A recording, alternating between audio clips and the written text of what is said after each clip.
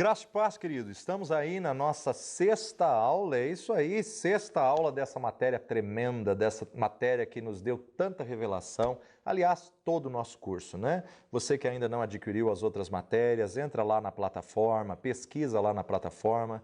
Temos aí inúmeras matérias que vão te abençoar e que vão te trazer conhecimento nesse curso livre de teologia da rede de ensino Instituto Jáfia. Nós estamos falando sobre cura divina e nós vimos aí quantas pessoas estão enfermas dentro da igreja por desconhecer a verdade, por negligenciar o corpo, por negligenciar muitas vezes os exercícios ou uma dieta equilibrada, ou por falta de perdão, ou por ira, ódio, mágoa, rancor, que abriu brechas para poder dar legalidade para que o diabo possa então entrar com enfermidades. E hoje nós vamos falar sobre enfermidades que vêm por espíritos malignos ou a possessão diabólica. Jesus sempre equivalia a libertação de demônios com a cura de enfermidades. Eles eram curados, eles eram libertos de espíritos malignos e eram curados. Vamos ver alguns textos que Jesus expulsava o demônio e a pessoa era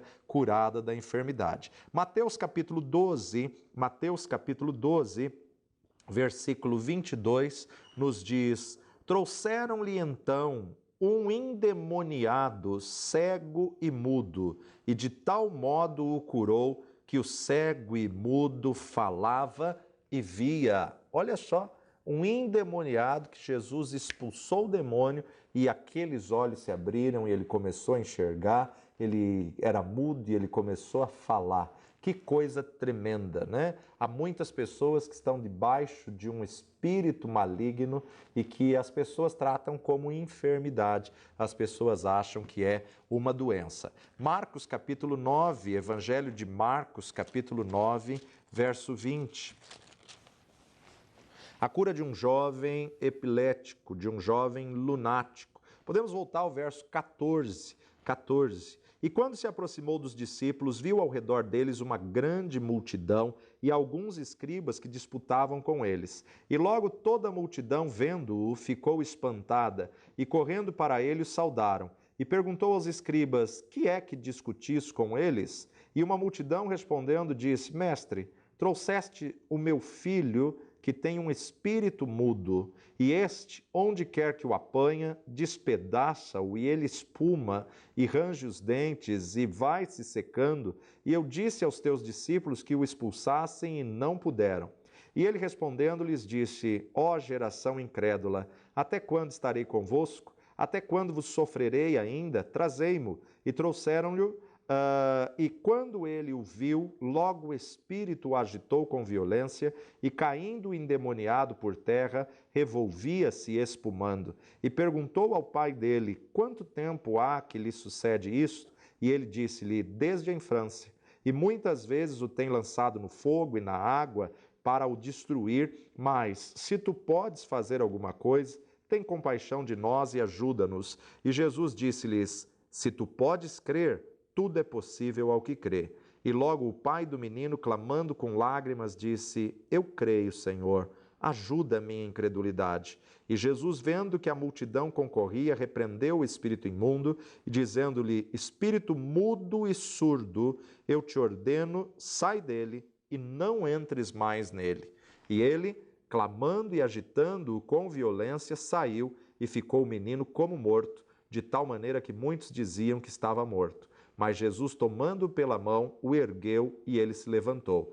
E quando entrou em casa, os seus discípulos lhe perguntaram à parte: por que não pudemos nós expulsar? E disse-lhes: esta casta não pode sair com coisa alguma, a não ser com oração e jejum. Jesus operou aqui um milagre tremendo, glorioso, a cura de um jovem lunático, de um jovem epilético, aonde nós temos que entender, nem toda epilepsia são demônios, nem toda doença é demônio, mas algumas doenças têm sido demônio que tem agido, tem sido demônio que tem operado. E Jesus dá um segredo aqui, que a autoridade no nome de Jesus vem através da oração e jejum. Então existem situações que vai ser uma vida de comunhão, uma vida de oração, uma vida de jejum é que vai fazer com que você tenha autoridade sobre o espírito maligno. Mateus 9, verso 32 e 33. E havendo-se eles retirado, trouxeram-lhe um homem mudo e endemoniado, e expulso o demônio, falou o mudo, e a multidão se maravilhou, dizendo: nunca tal se viu em Israel. Então nós observamos aqui mais uma vez um homem que estava mudo por causa de um espírito de enfermidade, por causa de um demônio. Há muitos demônios que deixam a pessoa muda, cega, surda, e quando se expulsa o demônio, então a pessoa é curada. Quando se expulsa o demônio, então a pessoa vive o milagre. Então nós temos que entender e discernir aquele espírito, aquela ação maligna, se é apenas uma enfermidade, e Deus é Deus para curar a enfermidade também, ou se é um espírito maligno, que expulsando o espírito maligno, então a pessoa vai ficar curada. E muitas pessoas têm uma interpretação errada do sofrimento de Jó. Muitas pessoas acham que Deus colocou enfermidades em Jó. Procure ler o livro de Jó completo, porque há muitas ideias erradas, há muitas ministrações erradas usando Jó, e nós precisamos desmistificar algumas coisas aqui. A ideia errada de que se tem por aí é que Deus mandou enfermidades na vida de Jó. Precisamos ter uma visão correta do livro de Jó para não termos uma visão distorcida e pregarmos algo errado. Jó capítulo 1, versículo 1, dos versos 1 ao 12. A virtude, a tentação e as perdas de Jó. Havia um homem na terra de Uz, cujo nome era Jó, e este homem era sincero, reto e temente a Deus, e desviava-se do mal. E nasceram-lhe 7 filhos e 3 filhas, e era o seu gado 7.000 ovelhas, 3.000 camelos, 500 juntas de boi e 500 jumentas, era também muitíssima a gente ao seu serviço, de maneira que este homem era maior do que todos os do Oriente. E iam seus filhos e faziam banquetes em casas de cada um no seu dia, e enviavam e convidavam as suas 3 irmãs a comerem e a beberem com eles. Sucedia, pois, que, tendo decorrido o turno de dias de seus banquetes, enviava Jó e o santificava, e se levantava de madrugada, e oferecia holocausto segundo o número de todos eles, porque dizia Jó: porventura pecaram meus filhos e blasfemaram de Deus no seu coração? Assim o fazia Jó continuamente. E vindo um dia em que os filhos de Deus vieram apresentar-se perante o Senhor, veio também Satanás entre eles. Então o Senhor disse a Satanás: de onde vens? E Satanás respondeu ao Senhor e disse: de rodear a terra e passear por ela. E disse o Senhor a Satanás: observastes tu a meu servo Jó? Porque ninguém há na terra semelhante a ele, homem sincero e reto e temente a Deus e desviando-se do mal. Então respondeu Satanás ao Senhor e disse: porventura teme Jó a Deus debalde? Porventura não cercastes tu de bens a ele, a sua casa e a tudo quanto tem? A obra de suas mãos abençoastes, e o seu gado está aumentando na terra. Mas estende a tua mão e toca-lhe em tudo que tem, e verás se não blasfema de ti na tua face. E disse o Senhor a Satanás: eis que tudo quanto tem está na tua mão, somente contra ele não estendas a tua mão. E Satanás saiu da presença do Senhor. Esse livro foi discutido muito tempo acerca de ter sido apenas uma parábola, mas hoje se sabe que não. Já se foi confirmada a veracidade do livro, a veracidade da história, mas ainda tem trazido muita polêmica entre os teólogos. Mas uma coisa que, inclusive, já foi confirmada até pela arqueologia, encontraram tabuetas de barro de 1 metro de altura por 70 de largura, onde estava talhada em escrita cuneiforme a vida de Jó, a vida comprovando a veracidade do texto, a veracidade da narrativa do texto. E então essas tabuetas encontradas, tabletes de barro, foram então confirmações arqueológicas da existência desse personagem. Deus não coloca o sofrimento para trabalhar em nossas vidas. Nós passamos por sofrimento justamente por estarmos no corpo desta carne, por estarmos nessa vida, e muitos desses sofrimentos são ataques malignos. Jó não sabia que a sua vida estava sendo apostada e houve uma brecha em Jó, que foi o medo. O mal que eu temia me sobreveio. O medo abre brechas da legalidade para que o diabo possa atacar, porque a própria palavra, o próprio Deus. Gente, imagina Deus dar o testemunho acerca da tua vida, homem reto, íntegro, temente a mim e que se desvia do mal. Que coisa tremenda quando o próprio Deus fez essa declaração acerca desse personagem. Nós passamos por sofrimento por termos o nome de Jesus e entendemos que se Jesus passou por aflições, vamos passar por aflições também, porque estamos nadando contra a maré, estamos indo contra o sistema deste mundo, então estamos suscetíveis aos ataques deste mundo. Mas não é Deus que coloca este sofrimento. Foi o medo que Jó tinha que quebrou a cerca de proteção, foi o medo de Jó. Jó era religioso, então ele tinha medo de ir para o inferno, ele tinha medo de seus filhos irem para o inferno, tanto é que ele fazia sacrifícios pelos seus filhos para que não fossem para o inferno. A maioria das pessoas erram, como o próprio verso 12 nos diz, disse o Senhor a Satanás, eis que tudo que ele tem está na sua mão, somente contra ele não estendas a tua mão. E Satanás saiu da presença do Senhor. Então as pessoas acham que Deus entregou Jó nas mãos de Satanás, mas Deus disse, eis que tudo que ele tem está em seu poder. Porque o diabo foi lançar na face de Deus dizendo, o senhor acha que ele te serve de graça? Ele te serve porque o Senhor o abençoa, ele te serve com interesse, ele te serve porque ele está cheio de bens, rodeado de saúde. Toque em alguma coisa para ver se essa devoção vai continuar. Toca em alguma coisa para ver se realmente ele vai continuar te servindo. Deus não entregou Jó nas mãos de Satanás. Deus permitiu que Satanás tocasse nos seus bens, na sua família. Deus permitiu que Satanás tocasse nas coisas que tinham Jó. Por que razão? Porque Jó tinha medo de perder e o medo abriu brecha, deu legalidade. Agora nós vemos a atitude de Jó nos versículos 4 e 5. Iam seus filhos e faziam banquetes em casa de cada um no seu dia, e enviavam e convidavam as suas 3 irmãs a comerem e a beberem com eles. Sucedia, pois, que, tendo decorrido o turno de dias de seus banquetes, enviava Jó e o santificava e se alegrava na madrugada, e oferecia holocausto segundo o número de todos eles, porque dizia Jó, porventura pecaram os meus filhos e blasfemaram de Deus no seu coração. Assim o fazia Jó continuamente. Ou seja, Jó vivia debaixo de uma religiosidade. E a grande verdade é, aquilo que você tem medo de perder, você vai abrir brechas e pode perder. Isso demonstra a falta de confiança em Deus. Aquilo que você tem medo de perder, muitas vezes acaba virando uma idolatria. E Deus vai precisar destruir essa idolatria. Jó fazia sacrifícios continuamente, com medo de perder os bens, perder a fazenda, perder os filhos, perder a saúde.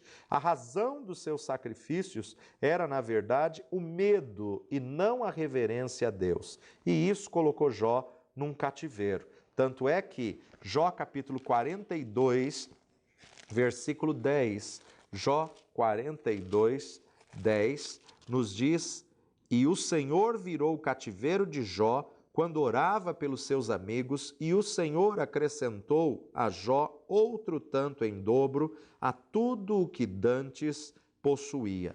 O Senhor entregou, devolveu, o Senhor mudou a sorte de Jó, e o livro encerra mostrando a restauração, o poder da restituição de Deus. Então entenda-se que o cativeiro de Jó não foi Deus quem colocou, mas o medo deu legalidade, abriu brecha para que o diabo pudesse então tocar. O medo trouxe alguns resultados para a vida desse personagem. Havia um conceito na época que só passava por sofrimento como consequência de pecado. Só passava por sofrimento aquele que pecava. Então os amigos de Jó, vez após vez, vão visitar Jó e vão dizer, Jó, confessa, diga a verdade. Jó, você pecou, porque para acontecer tudo isso que você está passando, é justamente porque você pecou. Hoje em dia o conceito não é diferente. Quando qualquer servo de Deus está passando por luta, por doença, enfermidade, logo se vê as pessoas comentando, deve ter pecado escondido, deve ter cometido alguma coisa que desagradou a Deus. Hoje em dia também se compara da mesma forma. Um dos amigos de Jó, chamado Eliú, não condenou Jó no sentido de ter pecado ou ter feito alguma coisa errada, mas no sentido de ficar se auto-justificando diante de Deus, no sentido de ficar se promovendo diante de Deus. Tem uma linha teológica que diz que Eliú, que foi aquele que escreveu o livro de Jó. Já outros, a maior parte, acredita que foi Moisés que escreveu o livro de Jó, quando ele estava exilado em Midian, na casa do seu sogro, que ele teve conhecimento dessa história, e entre o povo hebreu, por ser o único que tinha tido estudo nas faculdades egípcias, tinha condições de escrever, então, essa história de Jó. Mas, na verdade, quem escreveu não é tão importante assim. Jó é o livro mais antigo da Bíblia, não a nível de ocorrência, mas a nível de registro, de escrita. Jó foi escrito antes do livro de Gênesis. Claro que a narrativa da criação aconteceu bem antes de Jó, mas a nível de escrita, de registro gráfico, Jó é o livro mais antigo da Bíblia. E quando Jó foi escrito, não se existia nada da Bíblia registrado ainda. Então ele é considerado o livro mais antigo, não em acontecimento, porque o primeiro livro que vai narrar acerca da criação de todas as coisas é o livro dos princípios, o livro do começo, o livro de Gênesis. Agora, o texto apresenta que Jó conhecia o Senhor, mas o conhecia como um religioso. Não conhecia na sua intimidade, não conhecia na sua comunhão. Tanto é que ele vai dizer, antes eu o conhecia de ouvir os outros falarem, mas agora os meus olhos o veem, ou agora eu caminho com ele. Jó não tinha conhecimento da graça de Deus. Jó capítulo 1, verso 13 a 16, e sucedeu um dia em que seus filhos e suas filhas comiam e bebiam vinho na casa de seu irmão primogênito, que veio um mensageiro a Jó e lhe disse: os bois lavraram e as jumentas pasciam junto a eles, e eis que deram sobre eles os sabeus, e os tomaram, e aos moços feriram ao fio da espada, e eu somente escapei para trazer a nova. Estando ele ainda falando, veio outro e disse: fogo de Deus caiu do céu e queimou as ovelhas e os moços, e os consumiu, e só eu escapei para trazer a nova. Estando este ainda falando, veio outro e disse: ordenando os caldeus 3 bandos, deram sobre os camelos, e os tomaram, e aos moços feriram ao fio da espada, e só eu escapei para trazer a nova. Estando este ainda falando, veio outro e disse: estando teus filhos e tuas filhas comendo e bebendo vinho em casa de seu irmão primogênito, eis que um grande vento sobreveio da além do deserto e deu nos 4 cantos da casa, a qual caiu sobre os jovens e morreram, e só eu escapei para trazer a nova. Então Jó se levantou, rasgou o seu manto, rapou a sua cabeça, se lançou em terra e adorou e disse: no saí do ventre da minha mãe, no tornarei para lá. O Senhor deu e o Senhor tomou, bendito seja o nome do Senhor. Nós vemos aqui que dia de caos, que dia de catástrofe. Por outro lado, vemos que todos esses males são a ação de Satanás, que pediu autorização para Deus para poder fazer isso na vida de Jó. E só escapou gente para trazer as notícias ruins, né? Só escapou gente para trazer notícias terríveis. Perdeu a família, perdeu os bens, perdeu a saúde, e nós observamos aí há inúmeros ensinamentos que nós poderíamos extrair lições tremendas, porque Jó, com tudo isso, rasgou as suas vestes, raspou a sua cabeça em sinal de humilhação, se lançou em terra e adorou ao Senhor. A primeira atitude dele, o ímpeto do coração dele foi adorar ao Senhor. É claro que depois, no decorrer, ele vai questionar a Deus, ele vai apresentar as suas razões, o seu questionamento, a sua indagação, mas nós observamos que De imediato, Jó, ele adora, ele se prostra ao Senhor. Então é Satanás que usa elementos para destruir. Marcos capítulo 4, verso 35 a 40, Marcos 4, 35 a 40. Jesus apazigua a tempestade, e naquele dia, sendo já tarde, disse-lhes: passemos para a outra margem. E eles, deixando a multidão, o levaram consigo, assim como estava, no barco. E havia também com ele outros barquinhos, e levantou-se grande temporal de vento, e subiam as ondas por cima do barco, de maneira que já se enchia de águas. E ele estava na polpa, dormindo sobre uma almofada, e despertaram-no, dizendo-lhe: Mestre, não te importa que pereçamos? E ele, despertando, repreendeu o vento e disse ao mar: Cala-te, aquieta-te. E o vento aquietou-se e houve grande bonança. E disse-lhes: Por que sois tão tímidos, ainda não tendes fé?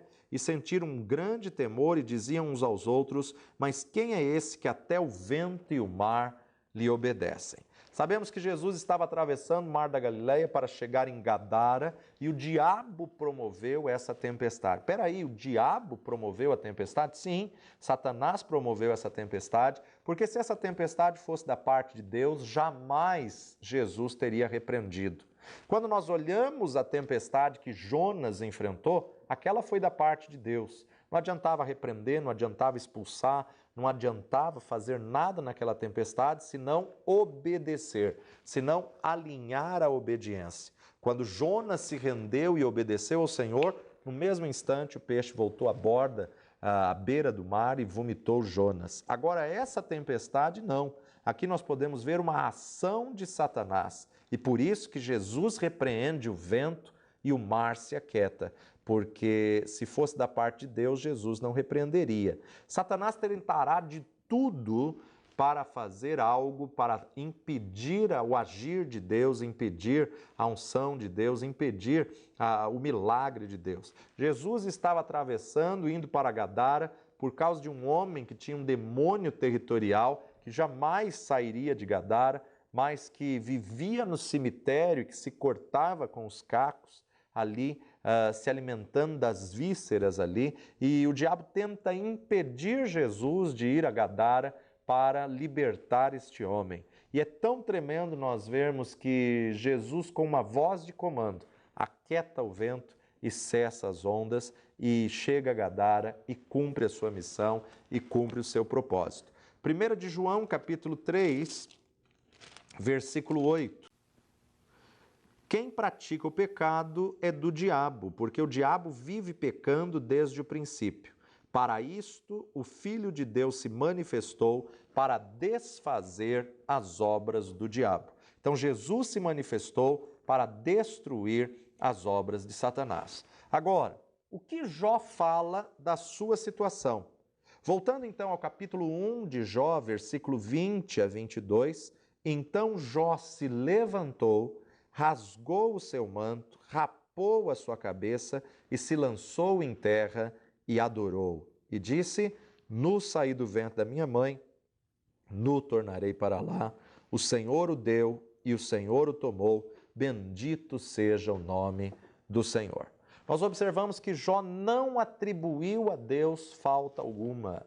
Não foi como Davi: a mulher que tu me destes me deu do fruto e eu comi. Não foi como Caim: acaso sou eu guardador do meu irmão para ficar dando satisfação acerca dele, sendo que tinha matado e sepultado Abel? Então, no livro de Jó, nós vemos aqui que ele se prostra e adora. No decorrer do livro, é bem verdade que ele questiona Deus inúmeras vezes e ele acusa Deus 74 vezes erradamente. Mas ele não blasfema contra Deus. Ele falou um monte de besteira, um monte de bobagem. Ele amaldiçoa o dia que ele nasceu e ele fala um monte de coisas e começa a colocar para fora tudo que estava lá no fundo do seu interior, porque é na pressão que brota o que está realmente no seu interior, o que está escondido. E muitas vezes nós só vamos conhecer as pessoas quando elas estão passando por problemas, quando elas estão passando por pressões. Muitas vezes nós vamos nos conhecer quando nós passamos por pressões na vida, porque na pressão nós descobrimos reações que a gente jamais imaginou que teria. É como um saquinho de chá. Você só vai saber o verdadeiro sabor quando você coloca água quente, quando você coloca água fervente, porque é o fogo que revela o sabor, é o fogo que mostra a essência do que estão os grãos, as sementes daquele saquinho de chá. Deus fala com ele e ele fala tudo o que ele estava sentindo, o que estava acontecendo. Só que depois Jó se arrepende de tudo que ele tinha falado e ele pede perdão e ele começa a orar, a interceder pelos seus amigos. E Jó não conhecia a Deus na intimidade da graça, o Deus da comunhão. Jó começou a falar contra Deus porque ele não conhecia a Deus. Muitos erram da mesma maneira por não terem a visão correta de Deus, vão reclamar, vão murmurar, vão questionar a Deus, e há tantos conceitos errados de Deus e por isso que sofrem.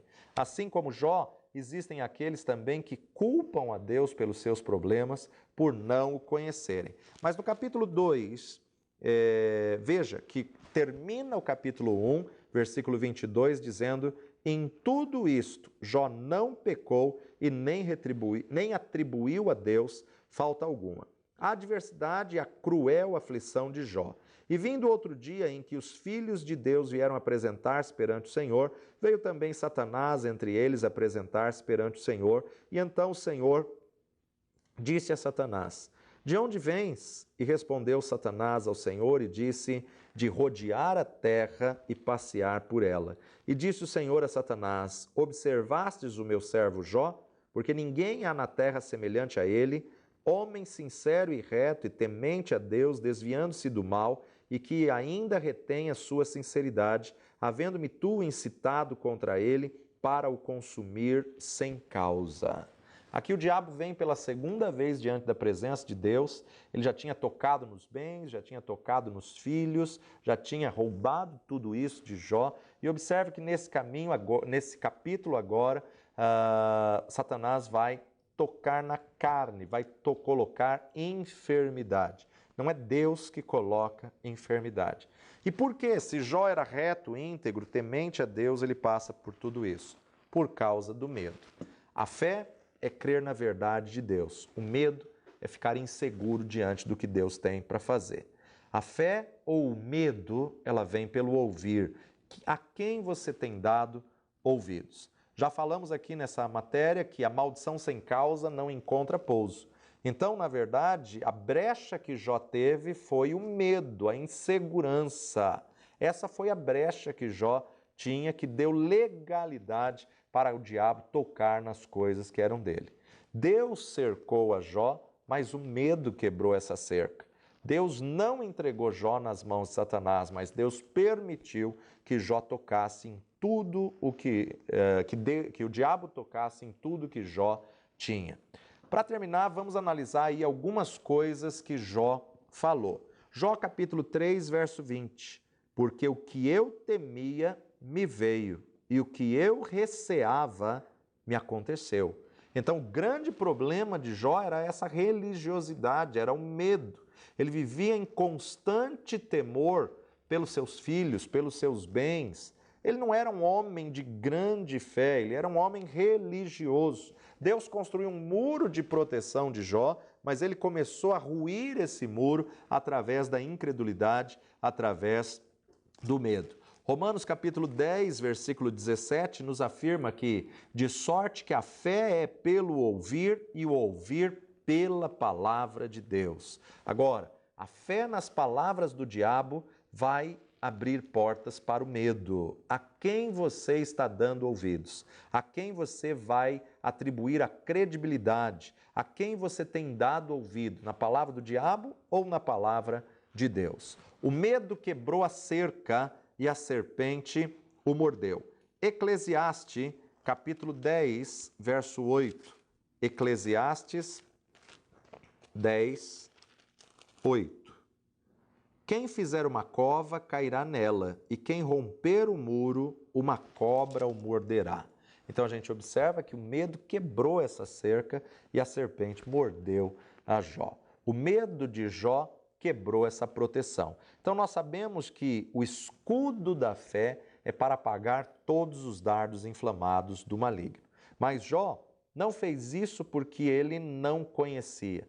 O medo e fé não podem operar juntos porque eles são opostos. Voltando a Jó 1,10, porventura não cercastes tu de bens a ele, a sua casa, a tudo quanto tem? A obra de suas mãos abençoaste, o seu gado está aumentando na terra? Então o diabo acusa a Deus de ter colocado essa cerca de proteção, de ter colocado essa cerca de bens. Satanás estava acusando a Deus de proteger Jó e que Jó só o servia por interesse. Jó só o adorava por interesse. Então, na verdade, o diabo vai injustamente acusar a Jó para Deus, afirmando que a proteção de Jó é que a fé que ele tinha em Deus era condicional a essa proteção. Jó falou de coisas que não entendeu. E aí no capítulo 42, no encerramento, muitos dizem que o período da prova de Jó foram 9 meses, não temos como comprovar isso, mas depois aí de todos esses capítulos, no capítulo 42, Jó humilha-se perante Deus e dá-lhe glória. Então respondeu Jó ao Senhor e disse: bem sei que tudo podes e nenhum dos teus pensamentos pode ser impedido. Quem é aquele, dizes tu, que sem conhecimento encobre o conselho? Por isso falei do que não entendia, coisas que para mim eram maravilhosíssimas e que eu não compreendia. Escuta-me, pois, e eu falarei, e eu te perguntarei, e tu ensina-me. Com o ouvir dos meus ouvidos ouvi, mas agora te veem os meus olhos. Por isso, me abomino e me arrependo no pó e na cinza. A partir do capítulo 38, Deus começa a confrontar Jó, a colocar Jó na parede. Até ali, Jó estava falando um monte de coisas erradas contra Deus, mas não blasfema. Jó começa a proferir algumas palavras fortíssimas, algumas palavras pesadas, como por exemplo, Jó 6:4. Jó 6:4. Porque as flechas do Todo-Poderoso estão em mim e o seu ardente veneno, bebe o meu espírito, os terrores de Deus se armam contra mim. Jó 7:20. Se pequei, que te farei, ó guarda dos homens? Porque fizestes de mim um alvo para ti, para que a mim mesmo me seja pesado? Jó 9:16 e 17. Ainda que chamasse e ele me respondesse, nem por isso creria que desse ouvidos à minha voz. Porque me quebranta com uma tempestade e multiplica as minhas chagas sem causa? Jó 10:16 e 17. Porque se me exalto, tu me caças como a um leão feroz e de novo fazes maravilhas contra mim. Tu renovas contra mim as tuas testemunhas e multiplicas contra mim a tua ira. Reveses e combate estão comigo. Jó 16:12 a 14. 16:12. Descansado estava eu, porém ele me quebrantou e pegou-me pelo pescoço e me despedaçou, também me pôs por seu alvo. Cercam-me os seus flecheiros, atravessam-me os rins e não me poupa, e o meu fel derrama pela terra. Quebranta-me com golpe sobre golpe, arremete-me contra mim como um valente. Cozi sobre a minha pele o cilício e revolvi a minha cabeça no pó. O meu rosto todo está descorado de chorar e sobre as minhas pálpebras está a sombra da morte. Então Jó vai falar inúmeras palavras e palavras fortíssimas a Deus, tentando se justificar e reconhecendo que o medo começou a trazer problemas na vida dele. E quando as coisas começaram a fugir do seu controle, ele começou a usar a boca de forma errada, pensamentos errados, palavras erradas, e nós temos que vigiar tudo aquilo que nós falamos. Palavras erradas ditas em momentos errados podem nos trazer consequências terríveis. Com o passar do tempo, Deus descobriu o bichinho que estava dentro de Jó, o orgulho, a presunção. Jó 32, verso 1 e 2. Então aqueles 3 homens cessaram de responder a Jó, porque era justo a seus próprios olhos. E acendeu-se a ira de Eliú, filho de Baraquel, eubusita, da família de Rão, contra Jó, e se acendeu a ira porque se justificava a si mesmo mais do que a Deus. Então você vê que a soberba aflora em muitas atitudes de Jó, quando ele não é compreendido, quando ele passa por lutas terríveis que só aparecem quando os problemas surgiram. Só Deus conhece o coração do homem e só Deus pode desvendá-lo. E aí então, Jó no capítulo 42, 8, tomai, pois, 7 bezerros e 7 carneiros e ide ao meu servo Jó, oferecei holocaustos por vós, e o meu servo Jó orará por vós, porque deveras a ele aceitarei, para que eu vos não trate conforme a vossa loucura, porque vós não falastes de mim o que era reto, como meu servo Jó. Observamos aqui Deus repreendendo os três amigos de Jó, Deus chamando a atenção desses 3 amigos, porque não falaram coisas retas diante de Deus.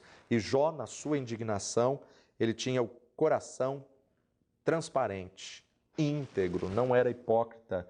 Ele falou o que realmente estava pensando e o que realmente vinha na sua cabeça. De tudo que Jó tinha e que ele perdeu, Deus restituiu em dobro, menos os filhos, que o Senhor deu a mesma quantidade, mais 10 filhos. E a palavra de Deus diz que esses 10 filhos eram excelentes diante de Deus, bonitos, belos de aparência, lindos, obedientes, entendendo então que a obediência traz a bênção em dobro.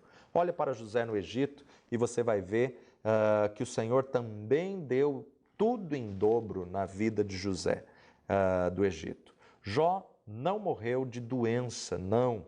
Jó morreu farto de dias, com saúde, e morreu porque é uma lei da vida depois da queda de Adão e Eva, depois da queda do pecado, a consequência do pecado. Eu gostaria de concluir essa aula lendo um comentário muito interessante da Bíblia Plenitude acerca de Jó.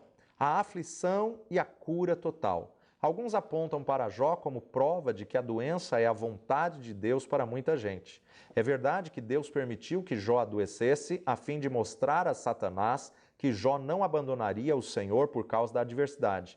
Porém, é importante realçar que a aflição foi obra direta do diabo, como nos diz o texto de Jó 2:2.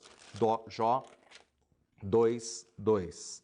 Então o Senhor disse a Satanás: de onde vens? E respondeu Satanás ao Senhor e disse: de rodear a terra e passear por ela. E mais, a doença era apenas uma das adversidades sofridas por Jó.